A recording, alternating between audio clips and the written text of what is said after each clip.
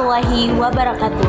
Perkenalkan, saya adalah Nur Asyifa dengan NIM 2461002.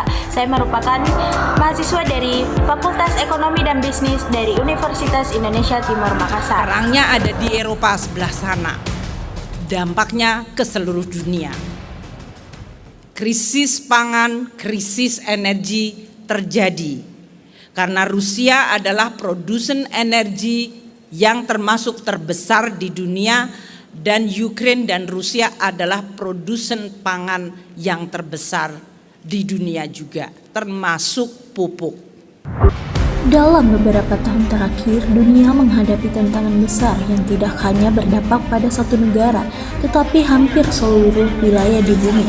Salah satunya tantangan tersebut adalah krisis energi pangan yang dipicu oleh konflik global, yang dimana ketika terjadi konflik antar negara, dampaknya tidak hanya terasa pada bidang politik dan keamanan, tapi juga merambat ke sektor ekonomi, terutama pada ketersediaan energi dan bahan makanan.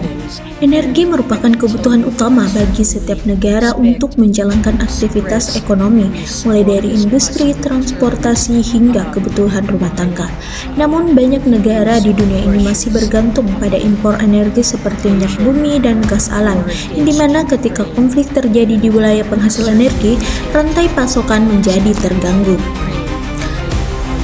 Selain energi, sektor pangan juga sangat rentan terhadap pengaruh global, yang dimana beberapa negara dikenal sebagai lumbung pangan dunia karena menjadi pemasok utama seperti gandum, jagung, dan berbagai komoditas penting lainnya.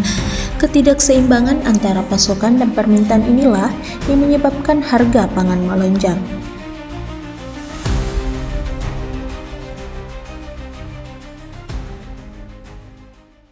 Setelah kita menyimak video tentang krisis energi dan pangan akibat konflik global, kita ini sudah dapat memahami bahwa dampak dari sebuah konflik itu tidak pernah berhenti daripada hanya negara yang terlibat, di mana lebih dari itu krisis tersebut mampu menjalar ke berbagai penjuru dunia dan mempengaruhi kehidupan jutaan orang termasuk kita sendiri. Pertama yang dapat dilakukan kita sebagai seorang mahasiswa yaitu dengan meningkatkan kesadaran pengetahuan tentang isu-isu global yang terjadi.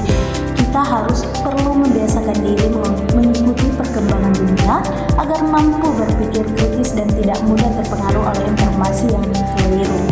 Kita juga dapat berkontribusi melalui inovasi-inovasi. Dunia ini membutuhkan ide-ide baru untuk menghadapi krisis seperti pengembangan energi terbarukan, teknologi pertanian, ataupun modern dan distribusi yang lebih efisien melalui penelitian, proyek kampus, atau gerakan sosial. Kita juga dapat berkontribusi melalui inovasi-inovasi. Dunia ini membutuhkan ide-ide baru untuk menghadapi krisis seperti pengembangan energi terbarukan, teknologi pertanian, ataupun modern dan distribusi yang lebih efisien melalui penelitian, proyek kampus, atau gerakan sosial. Ini video yang dapat saya